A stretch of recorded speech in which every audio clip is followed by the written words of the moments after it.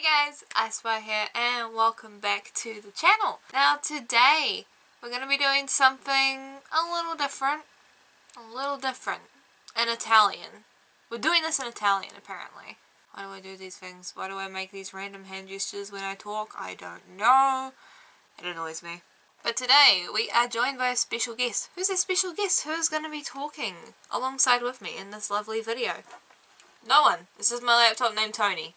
Why do I have a laptop named Tony? Dunno. It has many stickers! Look at all these fucking stickers! So I had a little bit of a think to myself about the content I've been doing recently. More specifically, I've done at least 2 videos on it. Werewolf the Apocalypse. Which you can tell by the title, that's what we're focusing on. But here's the thing. We don't know too much about it. If you do know, congrats to you. You know, you're probably like a long-time fan of the tabletop. But me, myself, and probably a lot of people that follow me, we don't really... This is new. We don't know what this is. So let's change that. Today we're taking a journey together as a collective group, and we're going to learn about what exactly Werewolf the Apocalypse is. So, without further ado, let's get to learning. So first things first, what is Werewolf the Apocalypse? And with a quick little Google search, Werewolf the Apocalypse is a role-playing game from the classic World of Darkness by White Wolf Publishing. And in the game, players take the role of werewolves known as Guru. So... Wolfy. And it's been around since 1992, so the early 90s, and there's been about 4 editions of this game from the looks of it. This is the tabletop, by the way. It's based... Well, it is a tabletop game. The first edition came out in 1992, and second, 1994. The 2000 was when the revised edition came out, and then 2013 is when the 20th anniversary came out. So this has been around for quite a long time. I was thinking maybe, I don't know, it would go back to 80s. Around about the 80s, at a rough guess. So I wasn't too off in my guesstimation of when this came out. In the game Werewolf the Apocalypse, the Guru were made to defend the Earth from the cosmic forces that threatened to tear it apart. The Guru fight against the Worm, the Destroyer. It is a struggle against nearly insurmountable odds, especially considering the rivalry between many tribes. So, like Vampire the Masquerade, there are how the Masquerade has clans, the Guru have their tribes, so yeah, it kind of has its own little versions, not exactly the same. So it's not like they have like copy-pasted editions of the Camarilla or the Anarchs for the werewolves. They're their own unique things, which is important to note as we go into this, so it's not just like, I don't know, someone's taken like a picture from art class that another kid did, and they just did the same thing but in slightly different shades, just to make it a little bit more unique. Completely different. So, moving on. The rivalries with the tribes make it almost impossible for the werewolves to present a unified front against a cosmic force that pervades reality. From the morass of hatred and mutual betrayal, there is little hope that the Guru can emerge triumphant against a foe so well armed as the Worm. The Worm promises money, power, sex, and whatever else the heart desires to its followers, while the Guru receive no reward for their striving. It's kind of sad. I mean, you fight to protect something, but you don't really, you know, you don't get anything from it. I suppose the reward that you do get from it is actually, you know, having, you know, a place to live, being able to survive, which is nice. That's what we all want. That's why, you know, people want to fight for climate change so hard. Is because, you know, we just want somewhere to live and for our next generations to live, so I can get on board with what the Guru want to do. It drives them deeper and deeper into despair, or into betrayal so deep that they choose to serve the Worm instead. Ooh, I like that. Very twisty. Very twisty. I like it. Now, there's a lot of talk of worms, and I'm not gonna lie, I'm thinking of, like, you know, worms in the ground, that kind of thing, or like some weird sort of Stranger Things Demogorgon worm. So, let's see what the fuck that's about. I remember when I first covered the news that there was going to be a Werewolf the Apocalypse video game, that I did do a little bit of like delving into some of like the background lore that's going to be present in the game, but, you know, That was ages ago. I'm rusty, so let's learn about it. The three main spiritual forces in the world of darkness are the worm, weaver, and wild? Wild? I'm gonna go wild. The wild is raw, unbridled creation. The weaver spins reality into patterns. The worm is supposed to destroy the excess order or the excess chaos. However, the weaver went insane and tried to spin all of reality into its web, including the worm. This drove the worm mad, so it now seeks not to balance, but to destroy everything. So you had these entities that, you know, were trying to keep the world in balance, but then one of them went AWOL and fucked everything up, basically. I like that. That's a really cool, like, world building aspect for, in the world of darkness, I guess. The worm has many agents and many faces, all bent on the utter destruction of Gaia, the Earth. The Garou are fighting to keep the apocalypse from coming, but they are dying out and losing the war. Some tribes believe that the coming apocalypse will be the end of everything and fight desperately for even the smallest victory. So, it's confirmed that the world is going to end? Or, like, they have a hunch about it? I know in Vampire the Masquerade there's talk of Gehenna, which is meant to be, you know, the end times, because all, like, the ancient, or at least, like, the older vampires all go off to the Middle East because something is calling them there, and then it's just, like, I don't know, an endless war. But I'm wondering if the Gehenna that the vampires speak of and this apocalypse that the werewolves speak of, if they're one and the same. Which, just also about, I'm going to assume that they are, but maybe, like, each species has their own different interpretations of what the end is. It's kind of got morbid.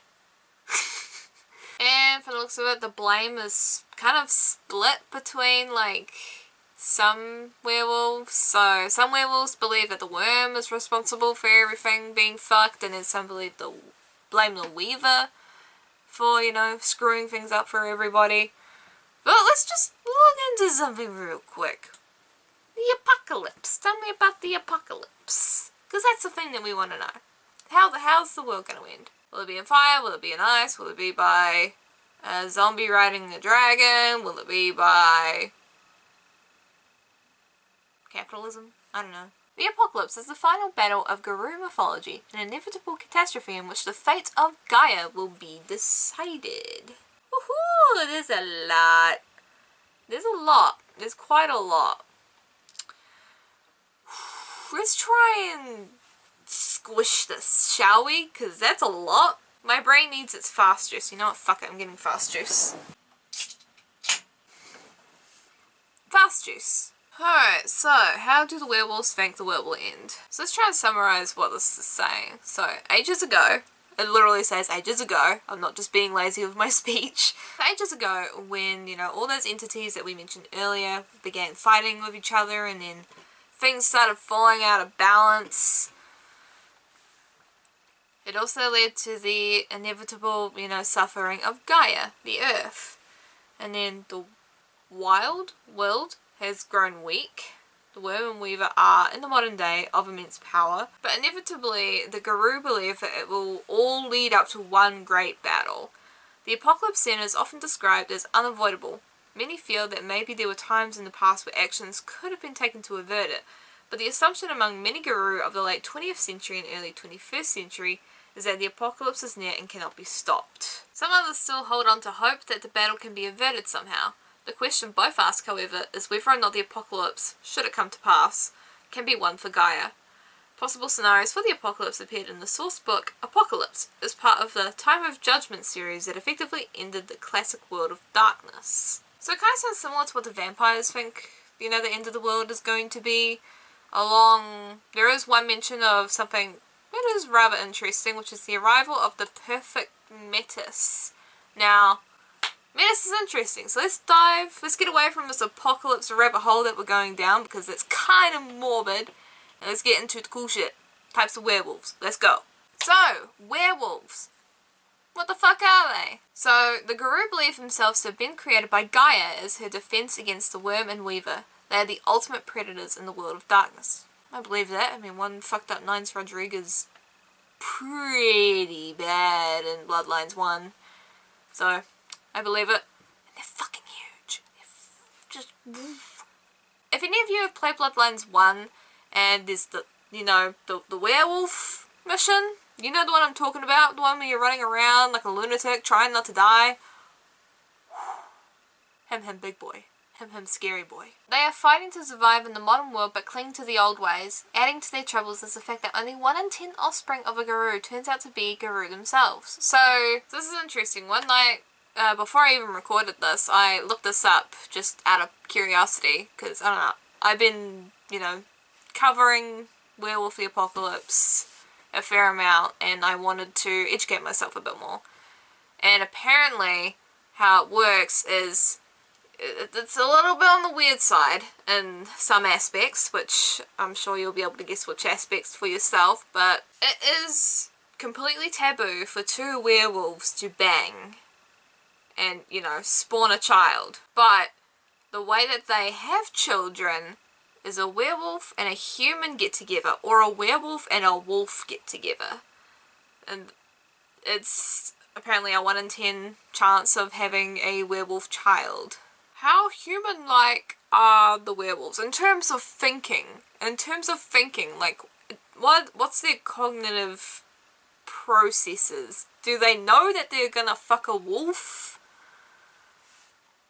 I have questions. Am I going into furry territory? Maybe, but it's all in the name of research.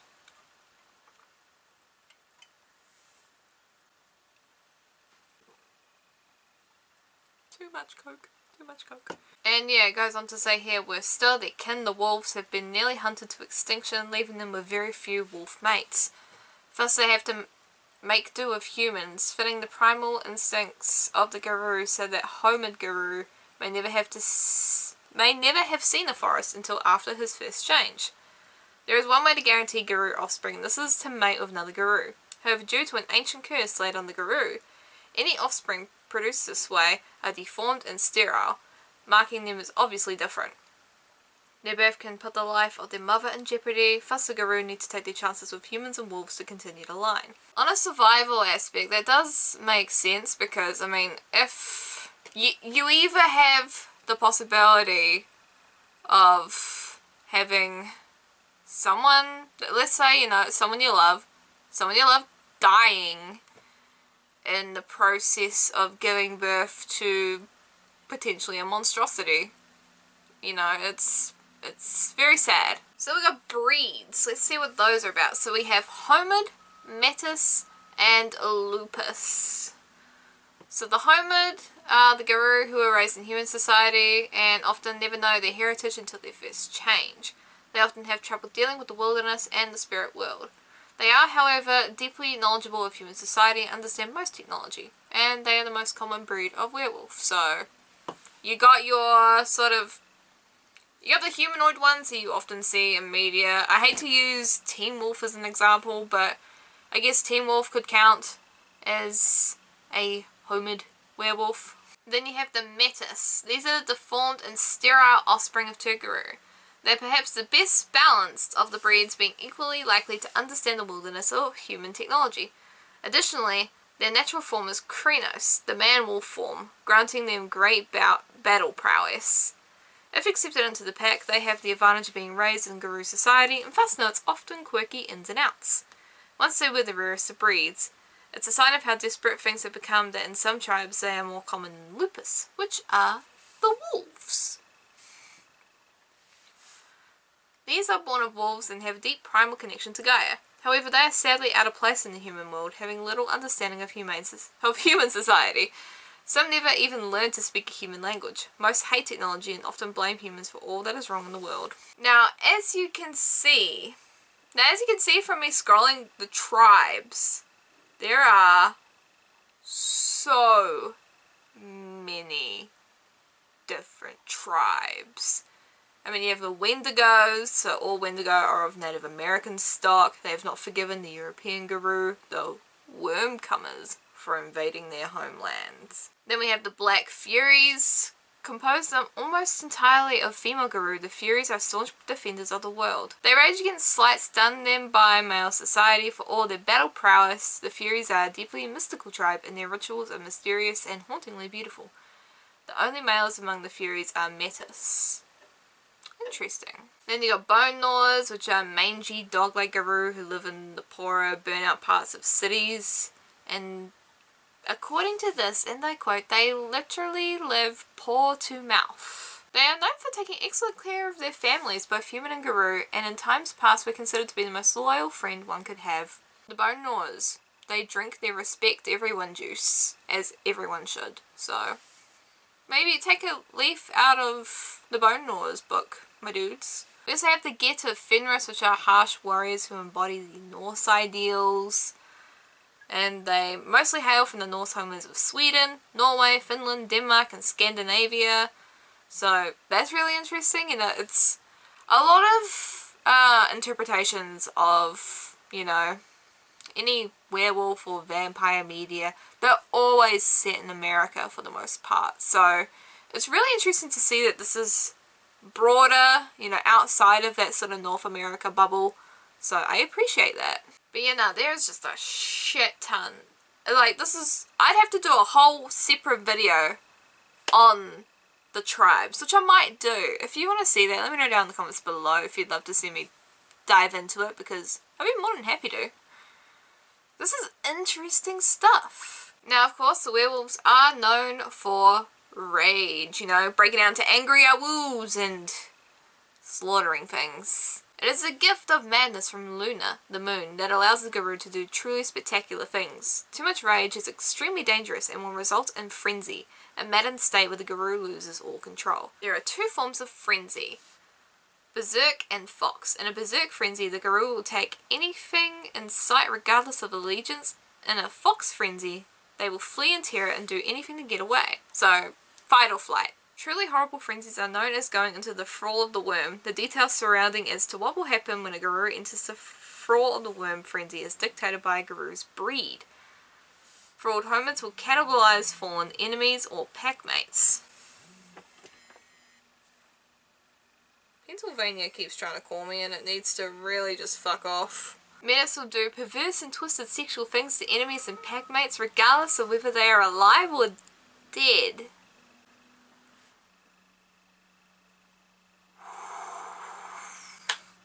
We don't have time to unpack that. Now, we don't have time to unpack all of that. No time at all. Just no time at all.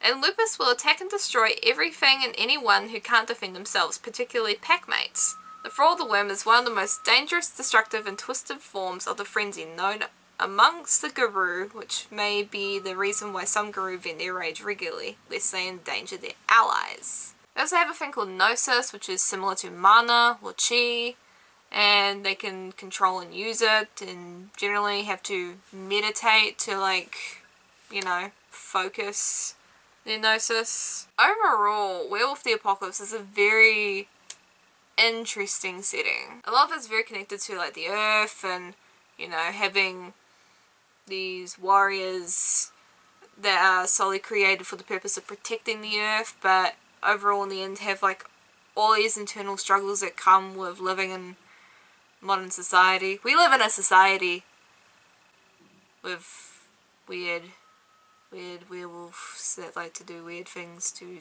Yeah! The Metis are strange. The Metis are really, really strange. I don't know, I really want to dive into this more in depth later on, but at a glance, at first base, that is the overall summary of what Werewolf the Apocalypse is. And I hope that you guys found this informative, if not, interesting to watch. If there's anything you want to see from me in particular, let me know down in the comments below. I would love to dive into this more if you want me to talk about the tribes or, you know, the werewolves themselves, the kinds of werewolves, anything in particular, let me know. I don't know, man, I'm a sucker for werewolves. I have loved werewolves since I was a little kid. I don't know where the obsession comes from, but I just love werewolves. I think it's because I watched Balto as a kid. So I just like wolves. You know, I'm a sucker for wolves in general. If you do want to support the channel, please do consider checking out my Patreon. We've got some cool rewards on there, and maybe, just maybe, you'll find something that's your cup of tea. And of course, as always, a massive thank you to my current patrons. They are Nicholas Montoya, Kazgirl, Cooladora, Kay, and Zapfinouch. And if you want to see your name shouted out at the end of the video, just like these guys right here, do hop on over to my Patreon and yeah, have a look at the rewards on offer. Or if you don't want to deal with the whole monthly subscription stuff, do consider checking out my Ko-Fi. If an easy, breezy, or once-off donation is more your thing, do check that out. Anyway guys, it is IceWire signing off, and I'll see you later next time on the channel. Have a lovely day, so night wherever you are in the world, and I'll see you guys next time.